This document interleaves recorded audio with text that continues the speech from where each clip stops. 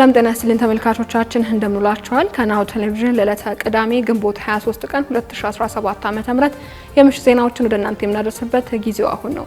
ከዜናዎቹ ጋር ሀብታማ አያሌው ነኝ። አብራችሁን ቆዩ።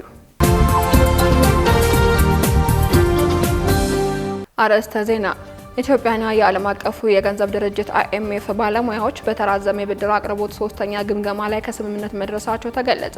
የጤና ባለሙያዎች ለዘመናት ሲያነሷቸው የቆዩ ጥያቄዎች በውይይትና በድርድር እንዲፈቱ የኢትዮጵያ ጤና ባለሙያዎች ማህበር አሳሰበ። ከውጭ የኤርትራ መንግስት በዜጎቹ ላይ እየፈጸመ ያለው የሰብአዊ መብት ጥሰት ሊወገዝ እንደሚገባ 32 የመብት ተቋማት አሳሰቡ። ወደ ዝርዝሮቹ እናልፋለን። አብራችሁን ቆዩ። ኢትዮጵያና የዓለም አቀፉ የገንዘብ ድርጅት IMF ባለሙያዎች በተራዘመ የብድር አቅርቦት ሶስተኛ ግምገማ ላይ ከስምምነት መድረሳቸው ተገለጸ። ይህ ስምምነትን ተከትሎ IMF ለኢትዮጵያ ከሚሰጠው ብድር ውስጥ $260 ሚሊዮን ሊለቅ መሆኑን አስታውቋል። ግምገማው በIMF ስራ አስፈጻሚ ቦርድ ሲጸድቅ የኢትዮጵያ መንግስት ከዓለም አቀፉ ተቋም ከሚበደረው 3.4 ቢሊዮን ዶላር ውስጥ $260 ሚሊዮን ይለቀቅለታል ተብሏል። የIMF ቦርድ ግምገማ ከማጽደቁ በፊትም የኢትዮጵያ መንግስት ከይፋዊ አበዳሪዎች ጋር የመግባቢያ ስምምነት ላይ ይደርሳል ተብሎ ይጠበቃል።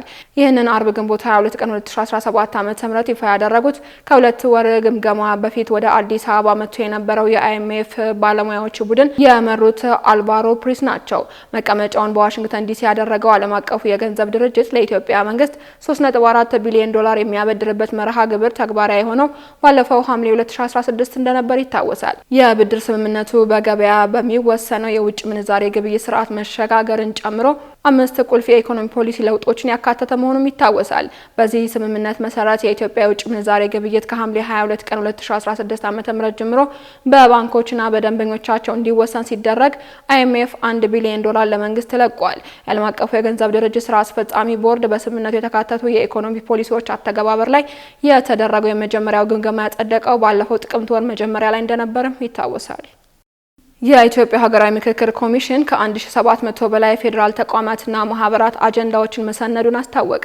ኮሚሽኑ በክልሎች በአዲስ አበባና ድሬዳዋ ከሚገኙ የማህበረሰብ ክፍሎችም የተሰበሰቡ የአጀንዳ ሰነዶች ብዛት 164 መሆኑን ገልጿል። እስካሁን ባለው የኮሚሽኑ ሂደትም በ11 ክልሎችና በሁለት ከተማ መስተዳድሮች ባሉ ባለድርሻ አካላት 65 የአጀንዳ ሰነዶችን ማስረከባቸው ተመላክቷል። ተጨማሪ አለን። የኢትዮጵያ ሀገራዊ ምክክር ኮሚሽን እስካሁን ባደረገው አጀንዳ ማሰባሰብና የተሳታፊ ልየታ ሂደት ከ200,000 በላይ ዜጎች የተሳተፉ ሲሆን ለሂደቱ ወኪሎቻቸውን የመረጡ ወረዳዎች ብዛት ደግሞ 1234 መሆናቸውን አስታውቋል። በመሆኑም የኢትዮጵያ ሀገራዊ ምክክር ኮሚሽን ጠቅላላ ሀገር አቀፍ የምክክር ጉባኤን ከማካሄዱ አስቀድሞ በትግራይ ክልልና በተመረጡ የዲያስፖራ አካባቢዎች የአጀንዳ ማሰባሰብ ሂደቶችን ማካሄድ ይጠበቅበታል። ሆኖም የኢትዮጵያ ሀገራዊ ምክክር ኮሚሽን ግንቦት 22 ቀን 2017 ዓ.ም በአዲስ አበባ ከተማ ከፌዴራል ባለድርሻ አካላትና ተቋማት ጋር የአጀንዳ ማሰባሰብ መርሃ ግብር ማካሄድ ጀምሯል። ይህ አጀንዳ ማሰባሰብ መድረክም ለ3 ቀናት የሚቆይ ሲሆን የተለያዩ የፌዴራል ተቋማት ማህበራትና አካላትን የወከሉ 900 የሚጠጉ ግለሰቦች የተሳተፉበት እንደሚገኙ ኮሚሽኑ አስታውቋል። በዚህ ወቅት የኢትዮጵያ ሀገራዊ ምክክር ኮሚሽን ኮሚሽነር አንዱ የሆኑት ዶክተር አምባይ ኦጋቶ ኮሚሽኑ ከ1700 በላይ ፌዴራል ተቋማትና ማህበራት የምክክር አጀንዳዎችን መሰነዱን ገልጸዋል።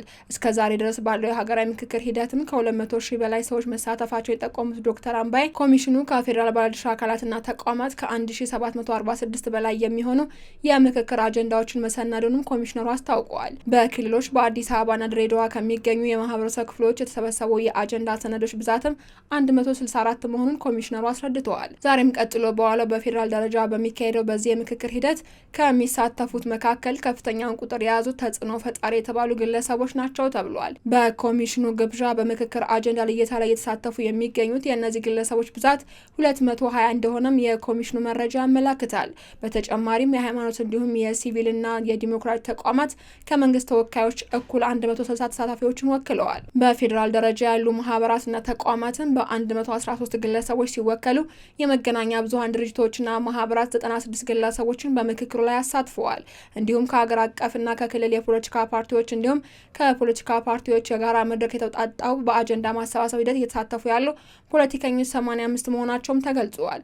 በአሁኑ ወቅት በስራ ላይ ካሉና ከቀድሞ የመከላከያ ሰራዊት ከፌዴራል ፖሊስ ኮሚሽን አባላት ተመርጠው በዚህ መርሃ ግብር ላይ የተሳተፉ የሚገኙ የጸጥታ አስከባሪ አካላት 45 እንደሆኑም የኮሚሽኑ መረጃ አክሏል።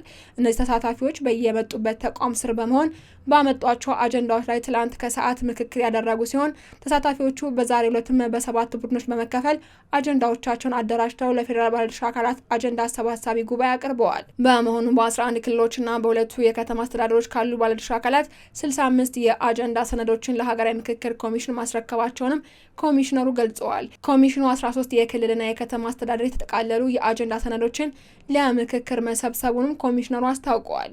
ኮሚሽኑ በአዋጅ በተሰጠው ኃላፊነት መሰረት በሀገር አቀፍ ደረጃ ለሚካሄደው የምክክር ጉባኤ አጀንዳ የመቅረጽ ሂደት መጀመሩን ዶክተር አምባይ ጠቁመዋል። ጉባኤውን የሚያመቻቹ ግለሰቦችን ወደ መመልመል ሂደትን መገባቱን አክለዋል።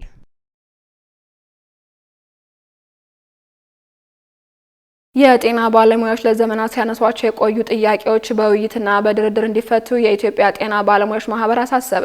የኢትዮጵያ ጤና ባለሙያዎች ማህበር የጤና ባለሙያዎች ሁኔታን በተመለከተ ግንቦት 22 ቀን 2017 ዓ.ም ለጣቢያችን መግለጫ ልኳል። በዚህም መግለጫውም ለዘመናት ሲንከባለሉ የቆዩ የጤና ባለሙያዎች ጥያቄዎችን በማስታወስና አንገብጋቢ ጥያቄዎችን ለመንግስትና ለተለያዩ አካላት ማቅረቡን አስታውሷል። ጤና ባለሙያዎች ለነሷቸው ጥያቄዎችን ምንም ተጨባጭ መፍትሄ ባለመሰጠቱ ምክንያት ባለሙያዎቹ በራሳቸው መንገድ መብታ ቸውን በህጋዊና በሰላማዊ መንገድ ሲጠይቁ እንደቆዩም ገልጸዋል። ለዚህም ፍትሃዊና ሰላማዊ ጥያቄ እንደነበር ማህበሩ እውቅናና ድጋፍ በመስጠት መንግስት ተገቢው ምላሽ እንዲሰጣቸውም ተቋሙ ቀደም ሲል ማሳወቁ ይታወሳል። ማህበሩ የጤና ባለሙያዎች ያነሷቸው ጥያቄዎች በተገቢው መንገድ መፍትሄ ባለማግኘታቸው ወደ ስራ ማቆም አድማ እንደተሸጋገሩ አመላክቷል። አሁንም ጉዳዩን ልባት ሊበጅለት ይገባልም ብሏል። የኢትዮጵያ ሰብአዊ መብቶች ኮሚሽን ጤና ባለሙያዎችን ከመንግስት ጋር አቀራርቦ ለማደራደር ለማወያየት እያደረገ ያለው ጥረት እንደሚደነቅና እውቅና እንደሚሰጠው ገልጸው ማህበሩ ከኢትዮጵያ ሰብአዊ መብቶች ኮሚሽን ጋር እያደረገ ያለውን ውይይት አጠናክሮ እንደሚቀጥልበትም አሳውቋል። ጥረቱ ቀጥሎ ችግሮቻቸው በሰላማዊ መፍትሄ እንዲያገኙም እንሻለን ብለዋል። ማህበሩ የመፍትሄ አቅጣጫ ብሎ ባስቀመጠው ሀሳብም በፈጠራ የወንጀል ክስና ምክንያታዊ ባልሆነ ጥርጣሬ በእስር የሚገኙ የጤና ባለሙያዎችና ሰራተኞች ያለምንም ቅድመ ሁኔታ ሙሉ በሙሉ ከእስር እንዲፈቱ አሳስቧል። በተያያዘ የጤና ባለሙያዎች ዜና የጤና ባለሙያዎች ያለባቸውን የኢኮኖሚና ማህበራዊ ችግሮች ለመፍታት የሚቻለውን ሁሉ እንደሚያደርግ የትግራይ ክልል ጊዜያዊ አስተዳደር አስታወቀ። የትግራይ ክልል ጊዜያዊ አስተዳደር ከክልሉ ጤና ባለሙያዎች ላቀረቡት ጥያቄ በሰጠው ምላሽ ያለባቸውን የኢኮኖሚና ማህበራዊ ችግሮች ለመፍታት የክልሉን አቅም ባገናዘበ መልኩ የሚቻለውን ሁሉ አደርጋለሁ ሲልም ቃል ገብቷል። የጊዜያዊ አስተዳደሩ ፕሬዝዳንት ሌተናል ጀነራል ታደሰ ወረደ በክልሉ ከሚገኙ 9 የጤና ማህበራት ተወካዮች ጋር ከግንቦት 5 ቀን 2017 ዓ.ም ጀምሮ ውይይት ማካሄዱ ተገልጿል። ውይይቱን ተከትሎ ጊዜያዊ አስተዳደሩ ባወጣው መግለጫ እንዳስታወቀው ባቀረቡት የመፍትሄ ሀሳቦች ላይ ከሞላ ጎደል ሙሉ ስምምነት ላይ ተደርሷል ብሏል። ይህ በእንዲህ እንዳለ በትግራይ ክልል መቀለ ከተማ የሚገኙ ዳኞች ከደህንነት ስጋት ጋር በተያያዘ ጥያቄ ለ12 ቀናት ስራ አቁሞ የነበረ ሲሆን ከጊዜያዊ አስተዳደሩ ጋር በተደረገ ውይይት ወደ ስራ ተመልሰዋል። ዳኞቹ ያቀረቡት የደህንነት ስጋት ጥያቄ ጊዜያዊ አስተዳደሩ ትኩረት ሰጥቶ እንደሚከታተለው በተደረሰው ስምምነት ምክንያት ነው ወደ ስራ ገበታቸው ለመመለስ የወሰኑት። ወደ ውጭ ዜናዎች እናልፋለን። የኤርትራ መንግስት በዜጎቹ ላይ እየፈጸመ ያለው የሰብአዊ መብት ጥሰት ሊወገዝ እንደሚገባ 32 የመብት ተቋማት አሳሰቡ። የኤርትራ መንግስት በዜጎቹ ላይ እየፈጸመ ያለውን ሰብአዊ መብት ጥሰት እንዲያወግዝ ሲፒጄ እና ሌሎች 31 መንግስት ያልሆኑ ተቋማት ለመንግስታቱ ድርጅት ጥሪ አቅርበዋል። 32 የመብት ተቋማት በሀገሪቱ ላይ እየተካሄደ ያለው የሰብአዊ መብት ጥሰቶች ምርመራ እንዲያስቀጥል የመንግስታቱ ድርጅት ጠይቀዋል። ዓለም አቀፉ የጋዜጠኞች መብት ተሟጋች ኮሚቴ ሲፒጄን ጨምሮ 31 መንግስት ያልሆኑ ድርጅቶች የተባበሩት መንግስታት ድርጅት የሰብአዊ መብቶች ምክር ቤት በኤርትራ እየተፈጸመ ያሉትን ከባድ ሰብአዊ መብት ጥሰቶች እንዲያወግዝም ጠይቀዋል። ድርጅቱ በኤርትራ እየተፈጸመ ያለውን ብለው ከዘረዘሯቸው ሰብአዊ መብት ጥሰቶች ውስጥም በዘፈቀደ የሚደረጉ ስርዓቶች፣ ያለ ፍርድ ቤት ትዕዛዝ ጋዜጠኞችን ለእስር መዳረግ፣ ፍትሐዊ የፍርድ ሂደት መብትን መጣስ፣ ማሰቃየትና በሀገር ውስጥ ተቃዋሚዎች ላይ የሚፈጸሙ ጥቃቶች ይገኙበታል።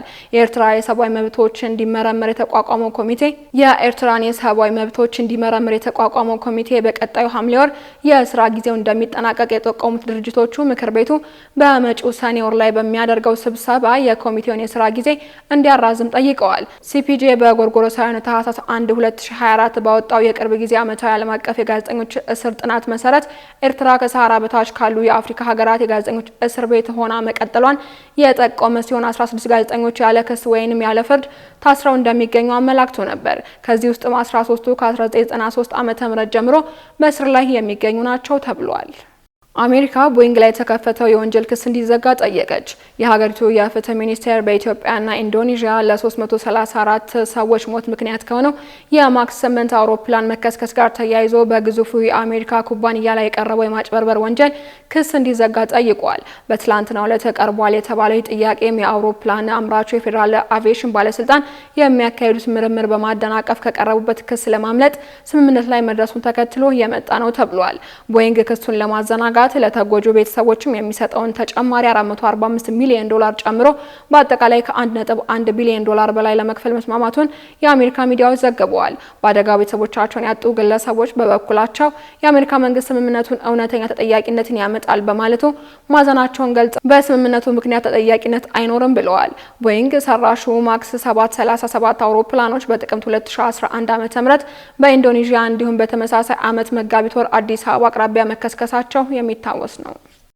በመጨረሻም ሐማስ አስቦበት ምላሽ እንዲሰጥ አሜሪካ ያቀረበችው የጊዜያዊ ተኩስ አቁም ስምምነት እቅድ እስራኤል መቀበሏ ተገለጸ። አሜሪካ ለእስራኤል ያቀረበችው አዲስ የጊዜያዊ ተኩስ አቁም እቅድ በእስራኤል በኩል ተቀባይነት አግኝቷል ብላለች።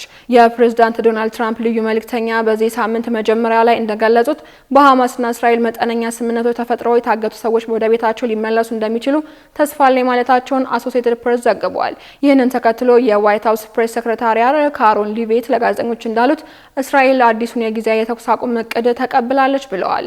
ሐማስ በበኩሉ ምላሽ ለመስጠት አዲሱን ፕሮፖዛል በደንብ ለማጥናት ጊዜ እንደሚያስፈልገው አስታውቋል። ተመልካቾቻችን ከናሁ ቴሌቪዥን ለዕለቱ ያዝንላችሁ የምሽት ዜናዎች እስካሁኖቹ ነበሩ። ዜናዎቹ ወደ እናንተ ያደረስኩ አብሬያችሁ ቆየሁት ሀብታማ እያለ ነበርኩኝ። ሰናይ ምሽት።